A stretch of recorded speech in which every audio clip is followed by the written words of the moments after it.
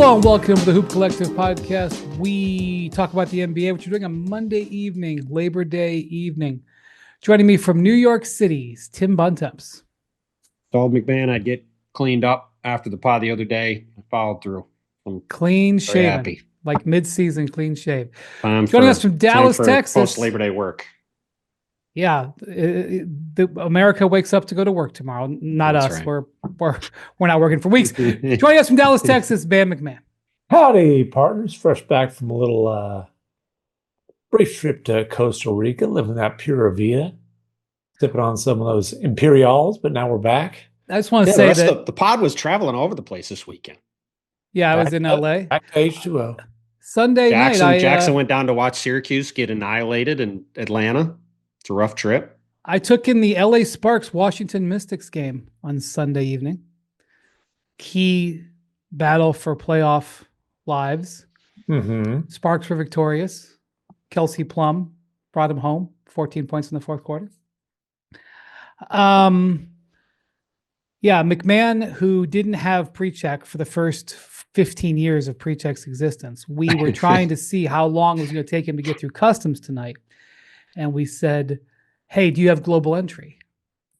And he said, what's that? I believe the direct quote was, I don't know what that is. I don't know what that is. Which I said I would have bet all my life savings that would have been. Customs was like 18 minutes. That wasn't bad. Some of the finding getting to the car where it was parked in a different terminal. It is just dumbfounding that for as much as you travel, global entry is one thing. The fact you went as long as you did without pre-check in Dallas, where there's a bazillion people flying, is pretty insane. And I have to say. They used to be pretty good with the priority lines. They've slacked off on those. Now some of these things don't even have the pre-check line. But anyways. I'm going to say that this is something that's going to be interesting. Apparently Bontemps talked MacMahon into joining one of these guillotine fantasy leagues. Now, this is a Matthew Berry thing. Did Matthew Berry come up with this, or am I just? I have no idea who came up with it. I'm not in the. So a friend of mine just asked me to do it today, and I asked a couple friends, including Big Man, who I know plays fantasy football, and I knew you didn't really want to play fantasy football, so I didn't ask you. But MacMahon does, so MacMahon said, new concept. It's like a Survivor League, right? Everybody knows a Survivor League, kind of like that, except for this one, whoever is. You don't play head to head. 18 teams. Whoever's worst is done for the year. Their teams go into the free agency pool, or their players rather. Oh, that's interesting. Off you go. So $10. If it had been more than $10, I probably wouldn't have done it. But the price was right, and so off we go. I feel like MacMahon has Bontemps sometimes surprises me. MacMahon got the second pick. And who'd you go with? I went Bijan Robinson over Saquon Barkley. He is just showing his Texas. Well, also Barkley gets one. A little bit concerned about Barkley after last year's workload. Two, he gets robbed of touchdowns all the time. Bontemps sometimes surprises me what he knows about. Like all of a sudden, like he'll know stuff about like Formula 1 or like Formula 2, like who's leading Formula 2, and he'll know Formula 2. There is a Formula 2, though. I have no idea who's leading it. Well, whatever. My point is, like some of these, I'm just hearing some sports. Sometimes you'll like Bontemps will be like, "Oh yeah, so and so won the Zurich Open last week in like tennis." And I'm like, oh, "Okay." So I would wager that MacMahon would trounce Bontemps with his NFL knowledge, but like. Bontemps is sneaky with this kind of crap. Here's the thing. I used to know a lot about football. Now I watch a lot of football, but don't know nearly as much. That's what they say about Bill Belichick. Okay. Apparently. We talk about the NBA. I just want to note, just because we had a little moment. Thanasis Antetokounmpo re-signed with the Bucks over the weekend. I'm just going to say two things about that. One, whatever doubt that was left with Giannis, and you can ask 10 different people and get 10 different opinions about how much doubt there was. Obviously, there wasn't much, and now there's none. Well, there wasn't much by, mid-August, but there was some doubt earlier this year. That let's just be honest about that. That's number one I'm going to say. So, Thanasis re-signing, and look, I have a personal relationship with Thanasis. Happy for him. Friend of his pod. Yes. Been on the pod. I mean, goodness sakes.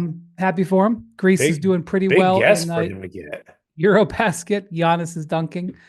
Luka is screaming at his teammates and putting up triple doubles, which rarely happens in European basketball. So that's good. Joker putting up crazy numbers. Joker is untouchable, and Lauri Markkanen is putting up 40-point games. Everything is normal. Don't worry about it. Thanasis is playing apparently spectacular defense. He said that's what sold the Bucks on getting this deal done. Yeah. And the second thing I want to say about this is I have 0.000 issue with the Bucks giving Thanasis a contract if it makes Giannis 1% happier during the season. It's probably more than 1% since we know how close he is. I have 0% problem with it. The only person who should have an issue with it is Kostas. Well, that's a fair point. What's the younger brother's name? I think it's Alex. Yeah, Alex.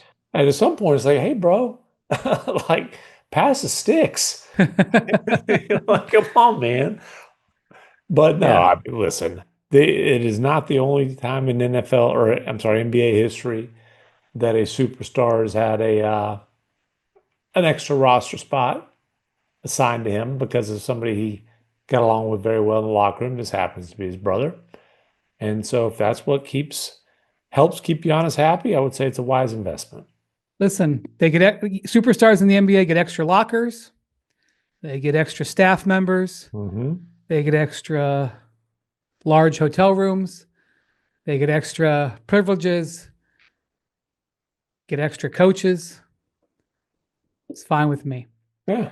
Good work. Probably a more efficient use of money as opposed to cutting Dame Lillard with $100 million and then spending it immediately on Miles Turner. But we'll see. And real honestly, like a minimum spot. What is it? Their 14th or 15th roster spot? Do they still have one open? Whatever. I guess it's their 15th spot. Okay, whatever. The last man on the bench, he is a hype man.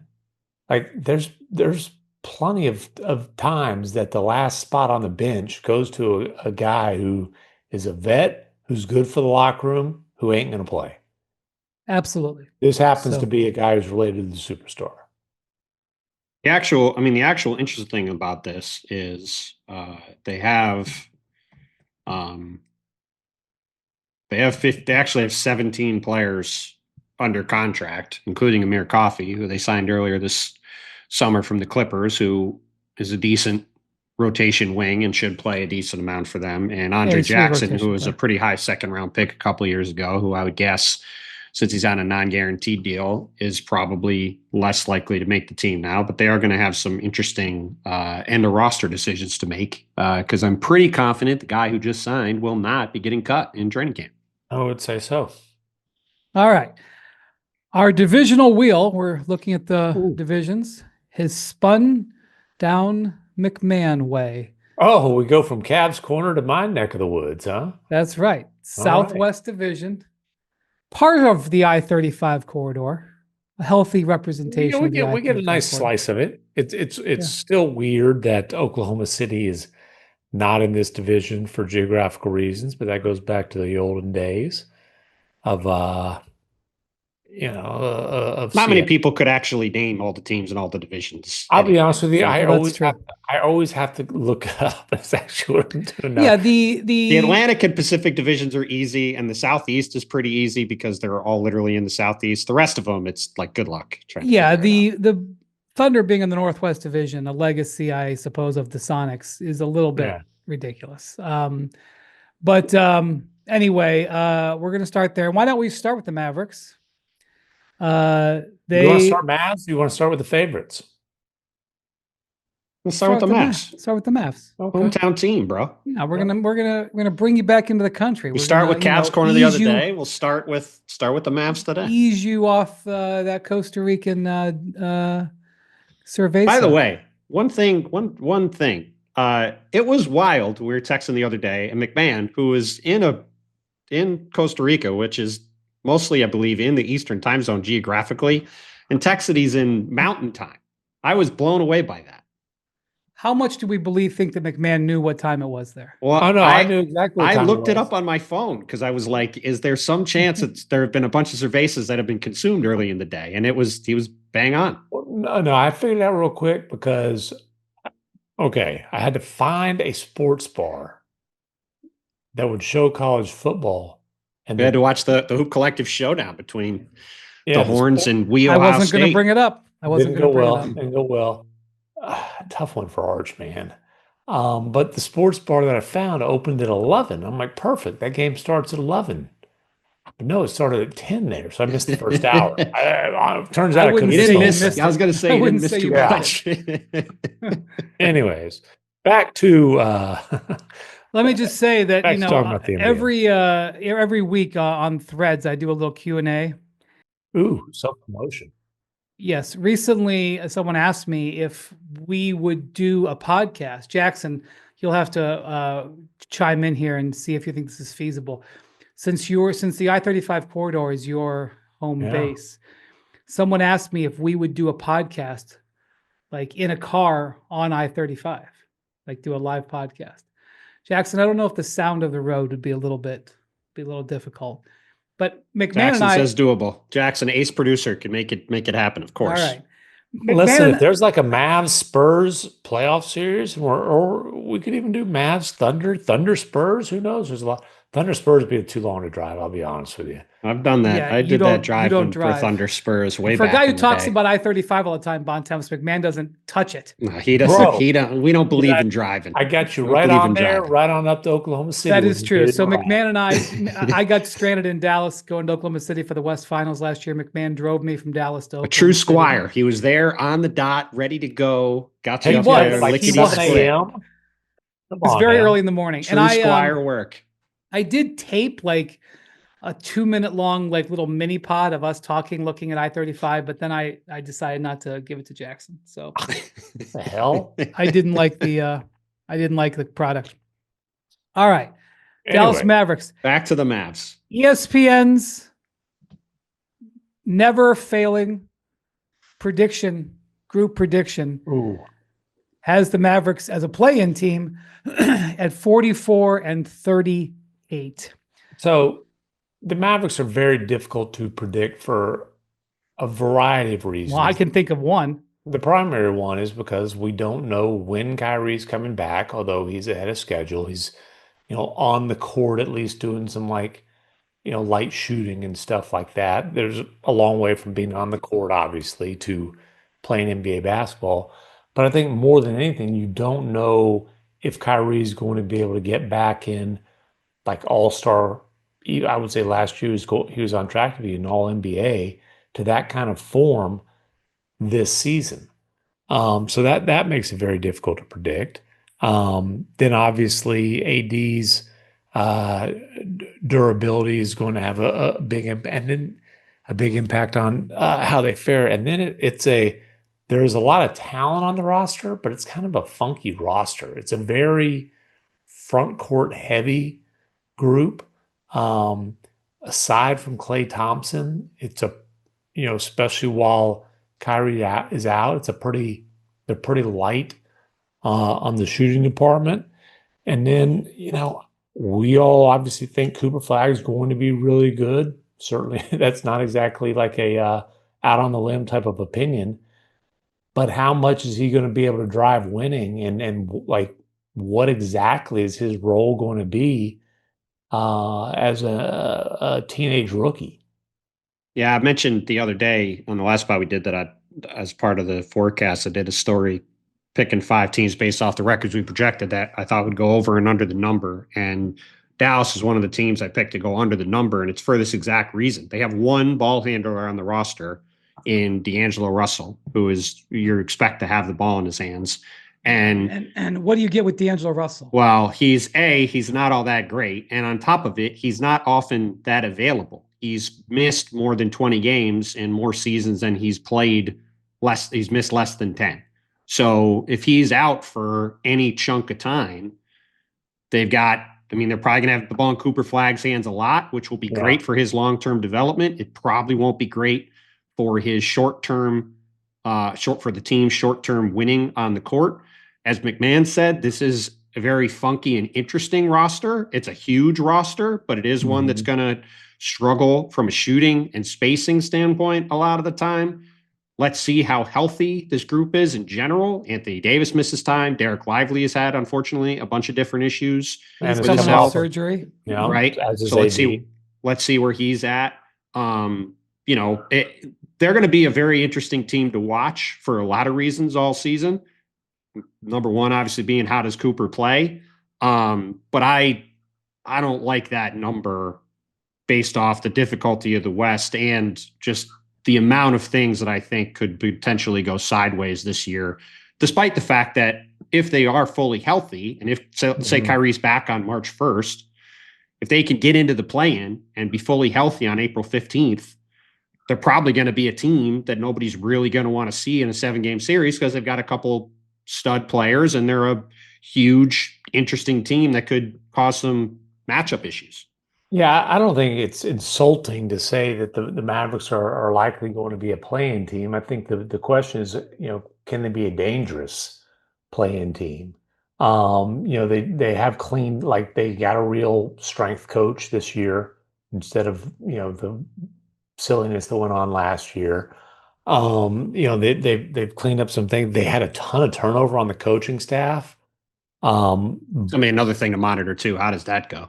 Well, yeah, they have a ton of turnover, but like Frank Vogel's the lead assistant coach. Like, tell me a lead assistant coach with stronger credentials in the league than Vogel. So it's hard for me to be, very critical of that. Like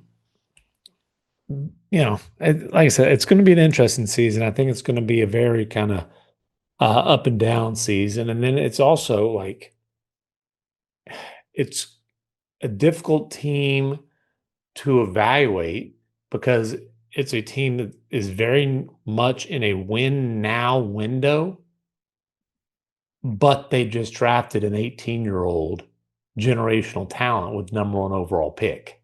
So there's a lot of funkiness. And by the way, like you talk about how huge they are. They've got these 2 lob catching centers who have both shown that they can be very productive players. But those are guys that you bring in to play with a pick and roll genius, right? Who's not on the roster anymore. I don't know if people have heard. He is still on Nowitzki Way. They put the big Overwatch billboard right there off Nowitzki Way of Luka Doncic. It says Cowboys never die, but they do get traded apparently.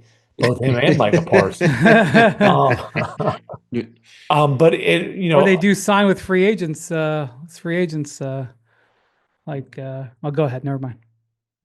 Yeah, Mike Parsons got traded. Sorry. And then signed. But, even like Klay Thompson. Like Klay Thompson was brought in to provide spacing and play off of Luka to get a bunch of wide open threes off of Luka. So they've got a lot of pieces that I don't necessarily know how well they all fit together. And like, Nico Harrison thinks they fit together pretty well because he keeps extending these guys. So he extended Kyrie Irving this summer, which is, no brainer. 3 years, sure. $119 million. Kyrie could have opted into his contract, but did a new deal. He extended Daniel Gafford 3 years and 54, so $18 million there. And PJ Washington, I believe last Friday, became eligible to be extended. He is in the last year of a contract, paying him $14 million, and a strong candidate to be extended as well. That's doubling down on this roster. I think the max on that would be 4 for $89 that he's eligible for in an extension. Yes. As a quick commentary, his max, which is different from the max. His max, the max he's eligible to be clear. And we need to do a better job as media of differentiating that. In fact, we need a different name. How about just the most he can extend for? It's not quick. Well, that's fine. Instead of using max. But that if that's what he signs for, sure, people will say he got a can't max extend for fans at home. He's not allowed to extend for more than 4 years and $89 million. So if he extends for that, that's because he's not able to get more than that. But look, the Kyrie thing is about Kyrie's one of the faces of the franchise, and they had to pay him, and Kyrie compromised and played ball to give them, by taking a little pay cut to give them the wiggle room of having the salary slot to sign D'Angelo Russell. And certainly what he ended up signing for was a lot less than I believe he anticipated getting going in the free agency process, certainly pre-injury. Gafford, notably, his extension is for the most he could get and remain trade eligible. That doesn't mean he's getting traded, but it means that he does remain eligible. And Daniel Gafford, whether he starts with the Mavericks or not, is a top 15 center in the league. Is that fair? I think it might be a little high, but he's I good. have to think about that, but he's a good player. He's a quality starting caliber center. To go back to the thing we've talked about many times, that is a tradable deal. Exactly. That's my point. He's a quality starting caliber center, whether he's starting for the Mavericks or not. Sure. That's a contract that puts him right in kind of the middle range. It's a very tradable contract. And, PJ Washington's role this year is going to be interesting. I don't think it's out of the realm of the possibilities that he could start and have Cooper Flagg starting at the 2. I was going to ask you, because of how funky this roster is, obviously we haven't got to training camp yet, but if you had to handicap it, what do you think their opening night starting lineup is? So, assuming people are healthy. Who are they playing on opening night again? I believe they're playing the Spurs. Yeah, correct? Spurs again, which seems to be like an every game thing or an every year thing. So if Cooper Flagg starts on opening night, who's he guarding? Well, part of that depends on, I think, who else is starting. So who else is starting? Anthony Davis is starting. Honestly, well, so that gets back to this. PJ Washington guarded the best 1 through 4 player last year. Nico Harrison, and I think it was the draft night press conference that he did, made a point to say, PJ was watching Cooper Flagg work out, made a point to mention that, he said to PJ, "Hey, you think you can play this guy?" And PJ was like, "Oh yeah." And I thought I kind of read, I don't remember the exact comment, but I kind of read that as a hint of, hey, PJ's might be starting alongside this guy. So I'm not going to make a prediction. I'm just going to lay out the possibilities. D'Angelo Russell, I believe, is going to start as obviously a stopgap for Kyrie. Either Cooper Gafford, starting, right? Cooper starting. Either Gafford or Lively starting, AD starting. The Gafford Lively thing to me, that's not that, because I think they're pretty much going to split time. The big question to me is, will it be PJ Washington in a jumbo size shooting, not so much lineup, which would mean Klay Thompson's coming off the bench, which, let's just be honest, Klay started every game last year. Is that correct? I believe so. If Klay's coming off the bench, that's going to be a story. Are we sure? Because this is why I asked. Are we sure they're not going to start, let's say, Derek Lively, assuming he's healthy, Anthony Davis, PJ Washington, Klay Thompson, and Cooper Flagg at point guard? We sure they're not doing that?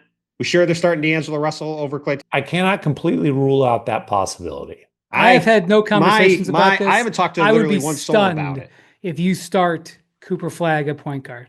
I'm not saying he's not going to play point guard. Listen, they've talked about it. They've talked about it a little bit, and it might be easier to start in October. I don't know. I would be stunned. It might be easier to start him at point guard than it would be to have Klay Thompson come off the bench. So Klay came off the bench for 14 games in the 23-24 season for the Warriors, and it's no secret that he hated it, felt disrespected. One of the reasons that, that there's a lot of reasons he decided to leave the Warriors that factored in. It was also like when he came to the Mavericks last year, there was a very clear guarantee of a starting role. He's not coming off the bench in this scenario behind Kyrie Irving, where that would be harder to argue. Right. I was actually surprised last year that they went to Klay closing on a case-to-case basis, on a game-to-game basis as quickly as they did. I just think, a guy with Klay's resume and his pride If you're asking him to come off the bench, I don't know if that's going to be awesome. Like I said, it's one thing if he's starting behind Kyrie, if he's coming off the bench behind Kyrie Irving. It's another if he's coming off the bench behind D'Angelo Russell. I'm very curious. I'm just fascinated to see how this plays out with that. Yeah. And whatever, like that's a possibility, but whoever's coming off the bench there to me is a much bigger story, whether it's Clay, PJ, or D'Angelo Russell, then right, because Russell coming off the bench is a big story because it means Cooper Flagg is your point guard. Right. That's a much bigger thing to me than whoever's starting at center, just because I think that'll go back and forth, and I think they'll pretty much come close to splitting time with AD seeing not that many minutes at center. All right. Let's go down south a little bit to a place where I think MacMahon will find himself more this year. The Houston Rockets, who are favored to win this division, made a little moves on this roster in the offseason, trading for Kevin Durant. Wait a minute. Let's see what our forecast is. By the way, this is where we had all of our people. There's like 50 some people that steal money from ESPN. I'm one of them. I believe they were second. They were second in the West, projected at 54-28. One game better than the Denver Nuggets. This offseason, they obviously traded Jalen Green and Dylan Brooks for Kevin Durant. They signed Fred VanVleet to a new contract, gave him to take a pay cut in a 1+1, which wouldn't be surprised if he opts out and changes that salary next year, but he took a pay cut. Signed Dorian Finney-Smith in free agency away from the Lakers. Extended Jabari Smith Jr.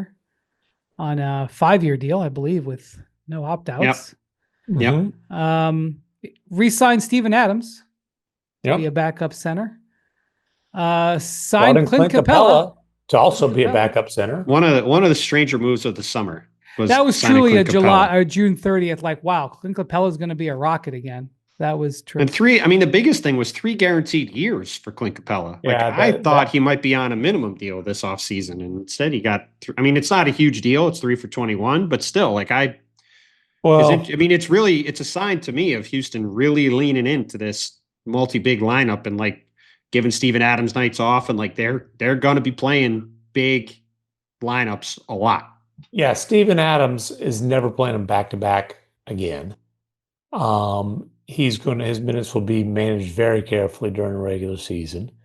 But he had a heck of a playoff series. They did the numbers. I don't have them in front of me, but the numbers for that double big lineup, both during the regular season, which, by the way, they first tinkered with that during AD's Mavericks debut. When AD dominated the first half, they kind of started tinkering with it in the second half, and AD got hurt too. But then it's something they used very successfully down the stretch of the regular season. In the playoffs, it helped them make that series against the Warriors competitive, but they couldn't win that series for one simple reason. They didn't have a go-to guy. They do now. They certainly do. By the way, we didn't mention Alperen Şengün. Turkey is 4-0 in the Eurobasket. Serbia, yes, they are 4-0 in the Eurobasket. They play Wednesday. They're going to both advance to the round of 16.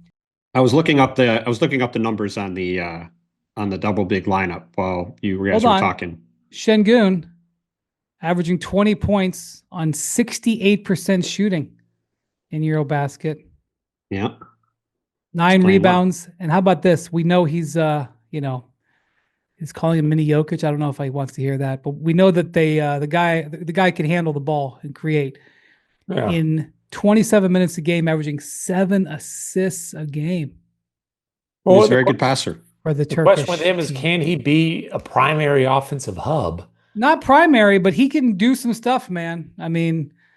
He's really something. He's a really interesting player. He's awfully young and still developing. He's very good. So the Steven Adams, I'm only using the regular season numbers because the sample size is much bigger for that. But in 41 games in the regular season, total of 162 minutes, Those two guys together had an offensive rating of 122 and a defensive rating of 92, a net rating of 29.9, and an offensive rebounding rate of over 50%. They hammered the boards. Well, and here's the thing. Last year, the Rockets were a really bad shooting team, but it didn't matter when they had those guys out there. There's a couple vacuum cleaners out there grabbing all the shots. And that is going to be fascinating to see how that looks, obviously, with Kevin Durant as part of it now. Yeah, and they're a significantly better shooting team now because they added one of the all-time elite shooters in NBA history as their go-to guy in Kevin Durant.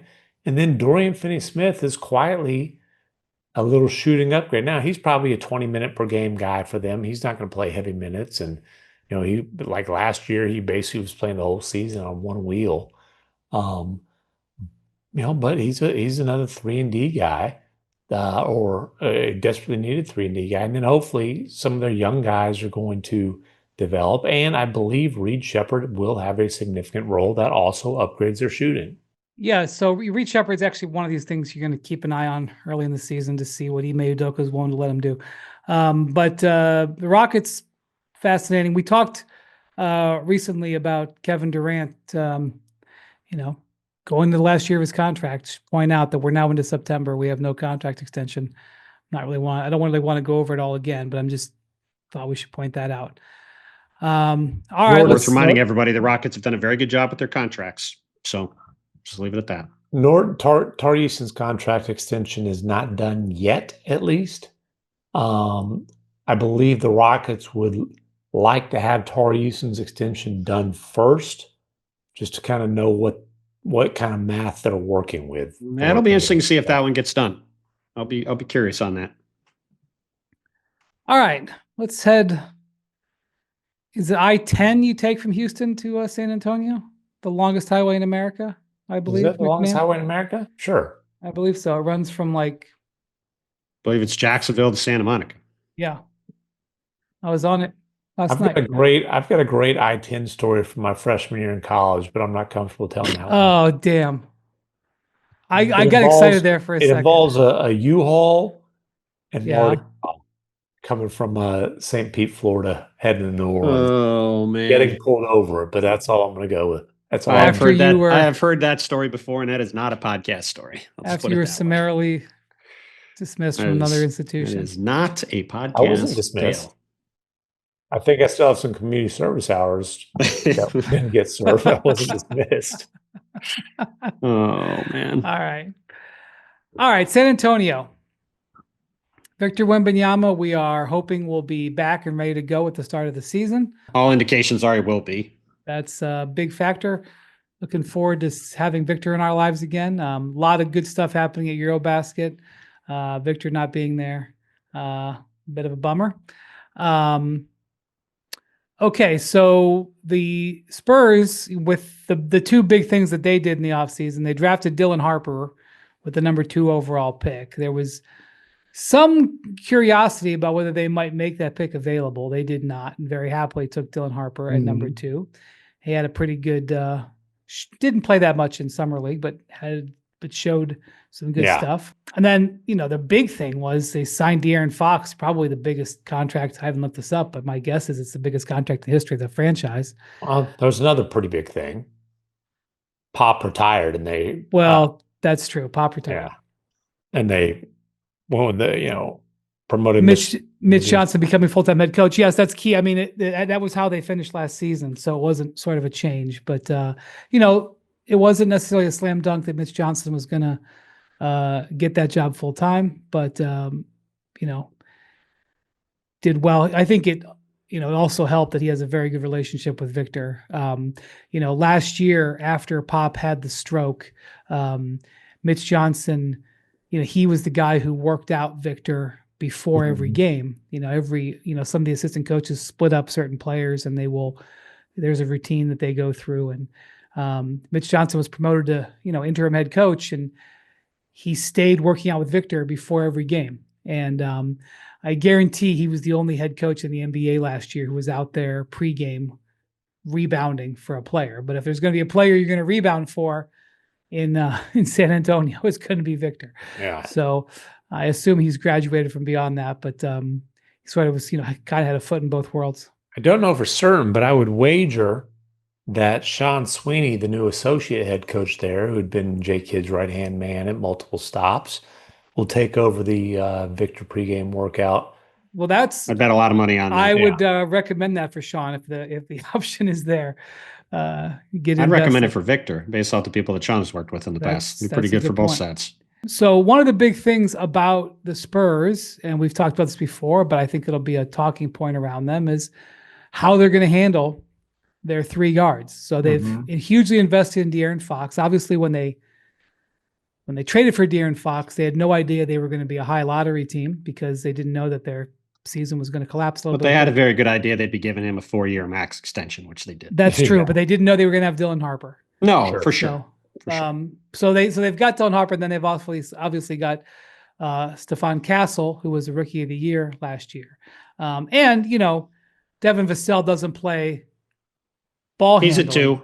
But he's a 2. So, you have those 4, you're going to have difficulty if you play Vassell at 3. I mean, they can play Vassell at 3, but there's going to be some issues with that. By the way, I should point out, they also had an interesting maneuver signing Luke Cornett away from the Celtics. Yes.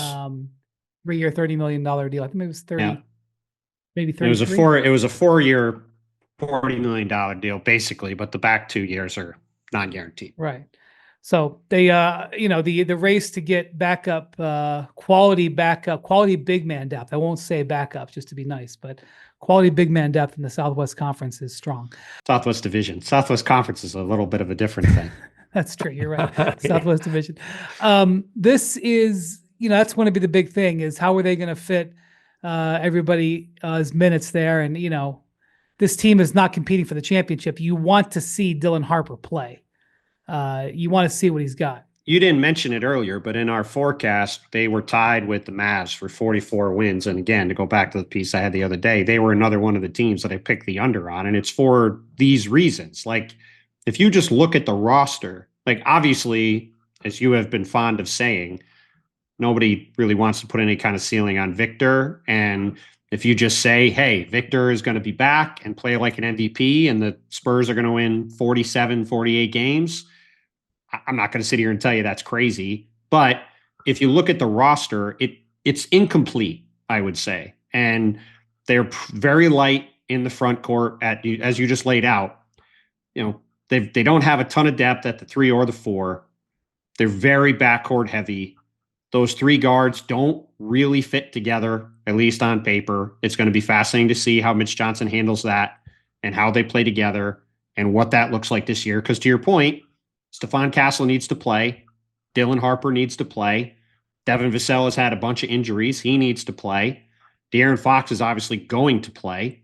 That how they manage all of that is going to be very interesting. And it feels like a team that is still probably a year or two, probably at least a year and a couple of moves away from really being a team that you look at and say, all right, this team is fully ready to go. They're going to be a top 4-6 team in the West. They're going to be challenging Houston and Oklahoma City and Denver and the elite teams in the West. I imagine these guys are going to be tough to play on a nightly basis, especially if Victor is back playing the way he was last year or better.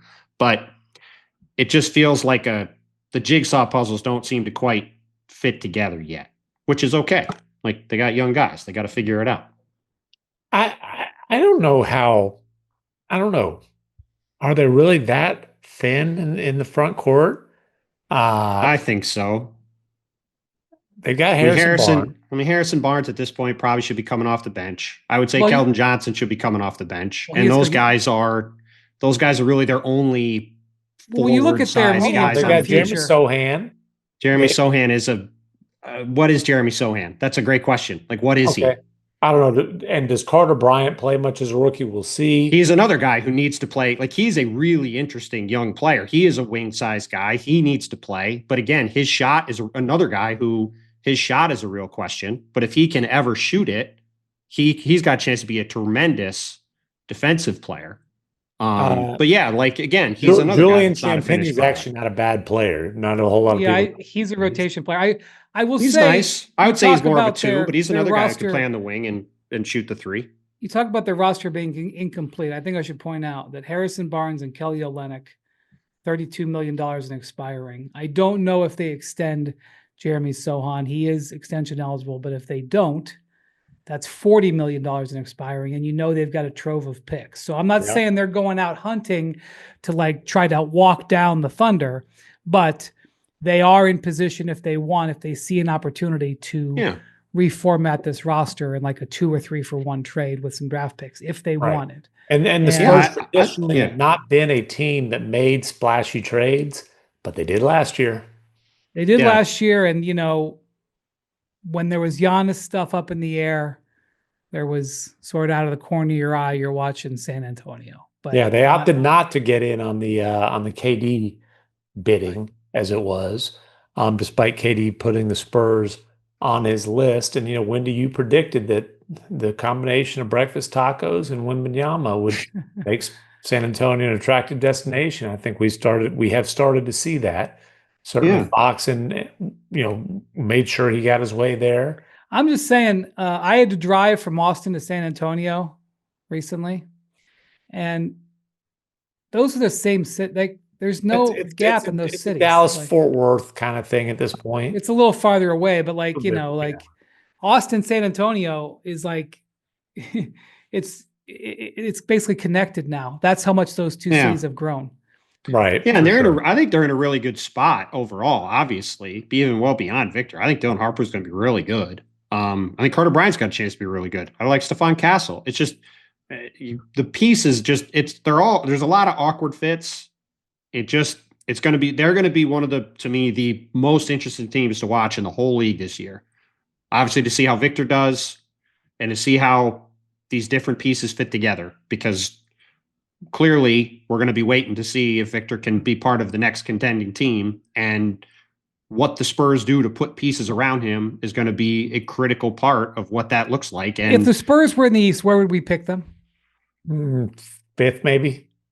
Yeah, probably 5th or 6th. Like, they'd probably be somewhere around where Detroit's at, maybe, I would say. Yeah. Here's the thing. Like Detroit, they've got one really, really good player, and then they've got a bunch of interesting pieces. Well, and De'Aaron Fox is a better player than anybody else on the Pistons. But after that, they've got a bunch of really interesting young players that we have to see how they fit together and what they look like.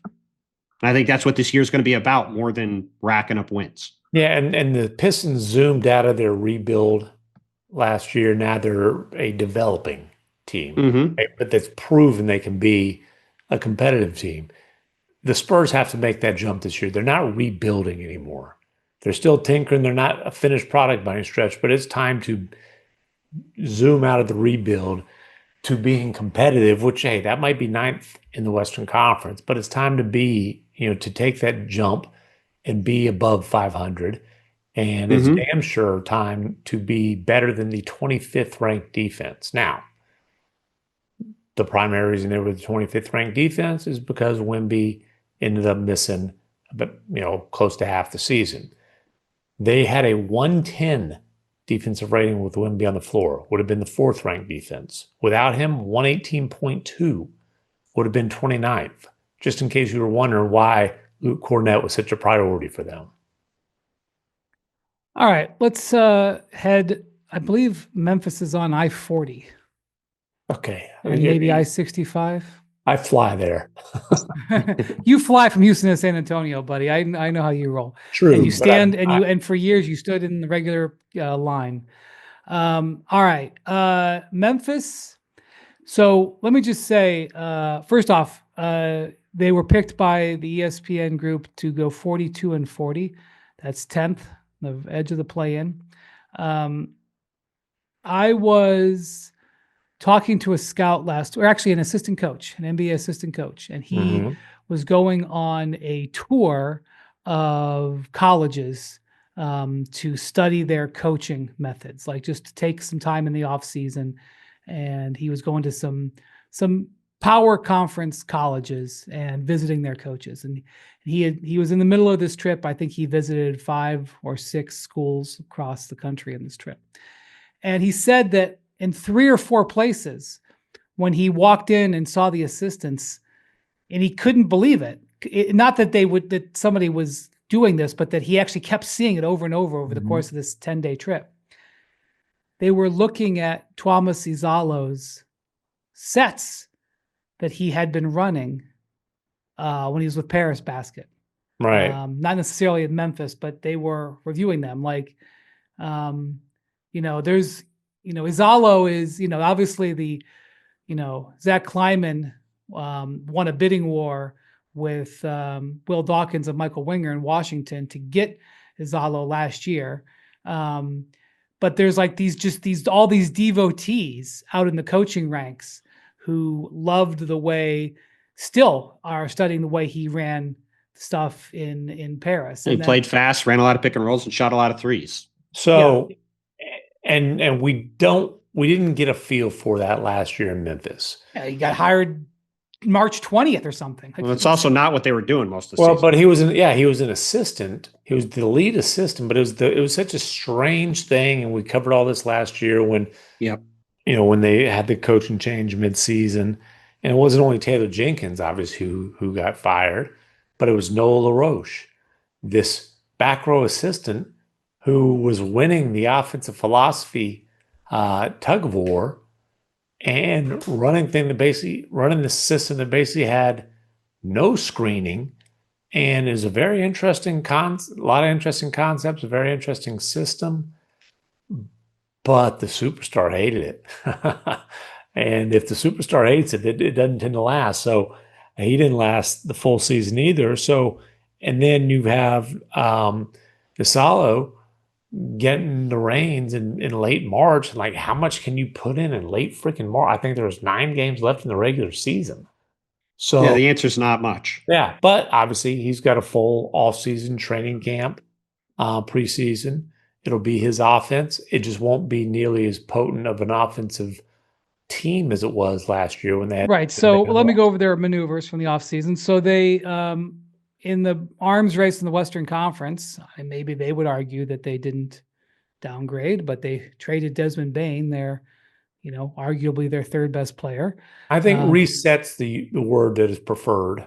Okay. I think if we go back to the end of the playoff run, because it is worth mentioning, when they got smoked by the Thunder, Zach Kleiman, I'm paraphrasing this a bit, but essentially said, you can't look at this team and think we're a contending team in the West. And his actions this summer would indicate that he believed they needed to take a bit of a reset. And we all like Desmond Bane a lot. I think we all think he's a great fit in Orlando, but they got a ton for him. And I'm not sure it moved him that much farther down the standings. Yeah. So that may be true. And maybe they would be a play-in team either way, but maybe not. Anyway, so they got, the key player that they got in that deal was Kentavious Caldwell-Pope, in addition to the first-round picks. They renegotiated and extended Jaren Jackson Jr., made his contract 5 years and $240, and then he almost immediately came up with a turf toe injury and needed surgery and might miss the start of the season. Most importantly, though, kept him out of free agency next summer because he was a guy who was going to be an unrestricted free agent, and there were plenty of teams around the league wondering if they were going to have a shot at him, especially when he did not make All-NBA and didn't win Defensive Player of the Year, and then thus didn't qualify for a Supermax extension. And to go back to what we talked about earlier with PJ Washington, because Jaren Jackson was on a descending deal, he could not really get an extension to where the Grizzlies typically would have been able to get him to re-sign, which is why they made moves last summer to clear cap space so they could give him a bunch of money up front so they could extend him. I can also tell you the turf toe happened before the signing. The announcements just were in the opposite order. Fair point. I appreciate you pointing that out. If you have cap space in the NBA, you can use cap space many different ways. You don't just have to sign a free agent. You can absorb a contract from somebody else. And one of the things that's rare, but we do see it, is you can use that cap space to give a player who's under contract more money, which is known as a renegotiation and extension, which is what happened here, which is what Bontemps just described. They also signed Santi Aldama to a 3-year contract extension, I believe about $52 million. Their big free agent addition was plucking Ty Jerome off the Cleveland Cavs in a 3-year, I think about a $30 million deal over 27 or 30, something like that. One of the top guys for Sixth Man of the Year last year. And then I don't know how much of a role he'll play this year, but they made a draft night move, which they've been known to make draft night moves before, trading up to get Cedric Coward I think they used Bontemps. Did they use one of the picks that they got for? They used one of the picks from that. They used one of the picks from that trade, and I expect Cedric Coward to play. I don't know if he's going to start, but I mean, they need guys to play on the wing, and assuming he's healthy, he missed a bunch of last year. I think he had a shoulder injury at Washington State. He played 5 or 6 games, and he was a late riser in the draft process. I believe he started his career at D2 or D3. Really interesting backstory. But you see him, he's a 6'7" wing. Like, he looks the part, and I think he's got a chance to be a rotation player for them this season, but we'll see. Similar kind of arc as far as the college path that Jalen Wells took, and Jalen Wells took Marcus Smart's starting job last year, and certainly we'll be replacing Desmond Bane in the starting lineup this year. Yeah, certainly projects to be a long-term starter there. He also, Zach Edey, who was their lottery pick last year, had off-season ankle surgery. He's going to miss the start of the year too, likely. Yeah, it was pretty significant surgery that I think he gave an interview I saw. I'd like to give, I'm not sure who to give credit for, but I remember seeing an interview where he was basically like, I didn't have a choice. It had to be done. Well, he'd had a bunch of different ankle sprains over time. Yeah. They eventually said, we got to do something about this, and hopefully it takes care of the problem. So he had a really nice rookie year, and, is going to be an interesting piece for them going forward.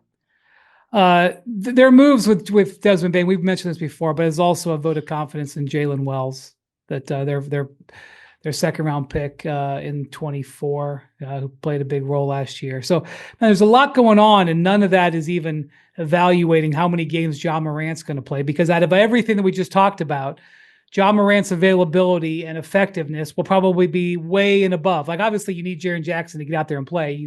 He's their second best player, but this team, if they're going to go back to being a top 4 team, which they were for several years, it was when Ja Morant was an all NBA player, and he hasn't been that for various reasons for the last few years. And so, it's important to note all that stuff. You talk about playing fast. You talk about playing with a lot of pick and rolls, with a lot of shooting around them.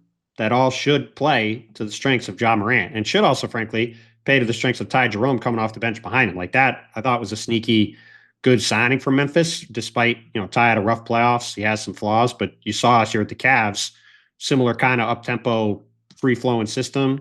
He can do some damage offensively.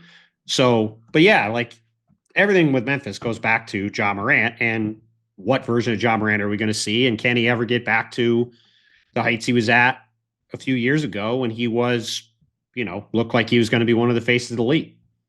Yeah, the change in the offense late last season was about, okay, hey, we're moving forward with Ja. We've got to try to put him in a position to be at his best, try to maximize Ja Morant. Now, so we'll see. This summer was about committing to Jaren Jackson Jr. for the long haul, and trying to put themselves in a position to kind of retrofit the roster around Jaren Jackson Jr. And they took a wait and see approach on making a long-term commitment to Ja Morant. So take that for what it's worth. Just so, I think it is worth pointing out, though, while you are correct, he does have, including this season, 3 entire years left on his deal. That's true. But when you have a franchise player who has an opportunity to extend and the team doesn't offer it, it's worth noting. Sure. I think that fall, I don't remember which recent pod it was on. I would say this Ja Morant discussion falls right into the Trae Young discussion. And that. Well, it's going to fall into the team we're going to talk about next in a second. But yes. I just thought for fans to know, it's worth pointing out. Right. One other thing I'm going to mention. Kentavious Caldwell-Pope, he shot like 39% or better on threes for 5 straight years. Won a couple of championships with 2 different teams in there. And then last year, after getting a pretty big contract with Orlando, basically had a dud year where his shooting plunged and his effectiveness plunged. It's not super stunning, though. I like the signing at the time.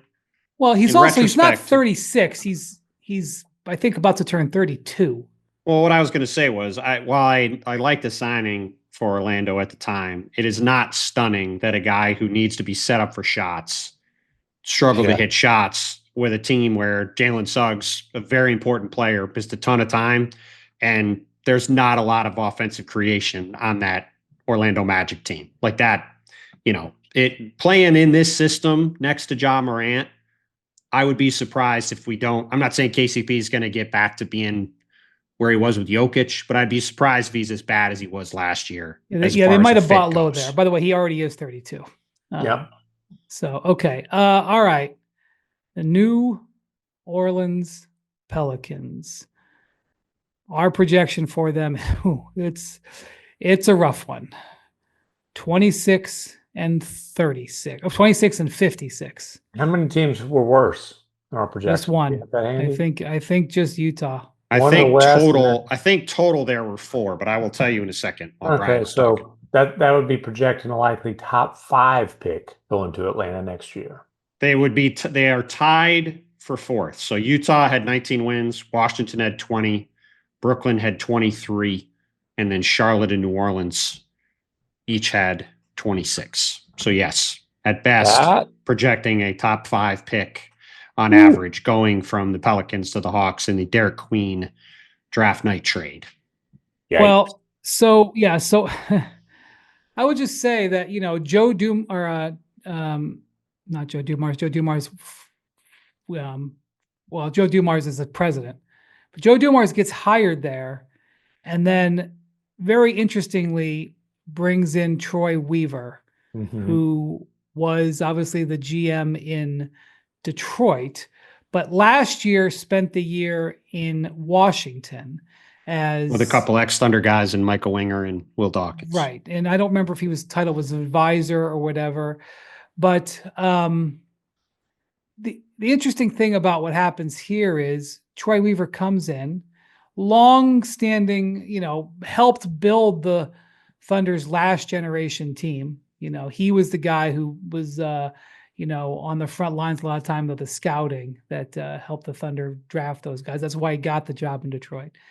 And they instantaneously make 2 seemingly highly influenced decisions that Troy Weaver would have. One, as we mentioned, the Derek Queen trade, the draft night trade, where they go for Derek Queen.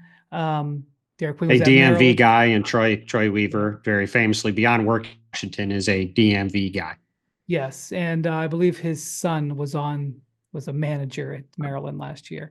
Not that he would listen to his son for that choice, but he probably paid very close attention to the Maryland games. Yeah. And then they trade for Jordan Poole, who was in Washington last year. Well, not only did they trade for Jordan Poole, but they traded for Jordan Poole and Sadiq Bey, who once upon a time, I'm pretty sure Troy Weaver drafted with the Pistons. That's right. It may have preceded. I'm going to double check that, but I'm pretty certain that was while he was with the Pistons. I'm making a bit of an assumption. I'm not trying to report that, but I think the fact that they went and got 2 people that Troy Weaver was pretty close to last year is an indication of Troy Weaver's already having a big influence with Joe Dumars. Right. So the thing with them, obviously, was, by the way, not to interrupt, but Sadiq Bey was part of Troy Weaver's first draft. Okay. DeJounte Murray recovering from Achilles. We're not sure when he's going to be able to return. That's a huge setback. Zion Williamson, he missed a bunch of games at the end of last year. They were tanking. I don't know, but he had a back injury, but he once again wasn't able to finish the season. His contract remains non-guaranteed. He's got 3 years and 120 million or something left on his contract, but because he hasn't played the games, he remains non-guaranteed. I think this year is guaranteed and the next 2 are not, just to be clear. But according to Bobby Sheet, it's guaranteed. Maybe it's guaranteed now, but at one point it was not guaranteed. There's all kinds of trigger dates and weight clauses. Joe Dumars came out when he got the job and said, "We're bringing Zion back. There's no drama with it." Well, because there was also there was a lot of question about whether they'd shop Zion, and he has no value right now. So I I think it's relatively no value, just to be clear. It's not my value. You wouldn't be selling high. I do think there are teams that would be willing to take a chance at him. For where New Orleans is at, they might as well see if they can turn it around with them. That's their only hope. And certainly their only hope the way they went through the offseason, because they clearly believe in Jeremiah Fears, who they drafted 7th overall. That's the thing. Jeremiah Fears is, if you're a Pelicans fan and you're going to be distracted from LSU football for the fall, I think it's to watch Jeremiah Fears, who was wearing number 0, which Fears. Well, and this is the fascinating thing about where the Pelicans are at. So they drafted Jeremiah Fears, who's the 7th overall pick out of Oklahoma. Really young, dynamic point guard. Going to be a really interesting guy to watch. Zero Fears is a pretty cool nickname. He's clearly got a big personality. I hope it works out, and he's a really good player. But as we know, the history of the league would tell you that if you're playing a rookie guard a lot of minutes, probably going to be really rough. And Jeremiah Fears is a really young rookie guard. So a rookie guard. Right. So for a team that just traded their unprotected pick in next year's draft, and look, Derek Queen played with Cooper Flagg at Mount Verde in Florida last year on an absolutely loaded high school team that had 4 first-round picks this year. But obviously Cooper and then Derek Queen, Asa Newell went to Atlanta, and Liam McNeely went to the Hornets. Like, they were an incredible team. He's a really talented player. Maybe he turns into an excellent player. Wouldn't be out of the realm. But they made a huge bet on those 2 young guys. And as a result, if you look at their team with Trey Murphy coming off a labrum tear surgery, Herb Jones coming off a labrum tear surgery, DeJounte Murray coming off Achilles. Derek Queen already had wrist surgery. Right. He had wrist surgery. You got Zion with his health issues, obviously, at all times. Like, it's hard to see how this is going to go a lot better than the record that the forecast indicated, or somewhere in that ballpark. By the way, they did get in on the Southwest Division backup big man race, signing Kevon Looney, who leaves the Warriors after a long time.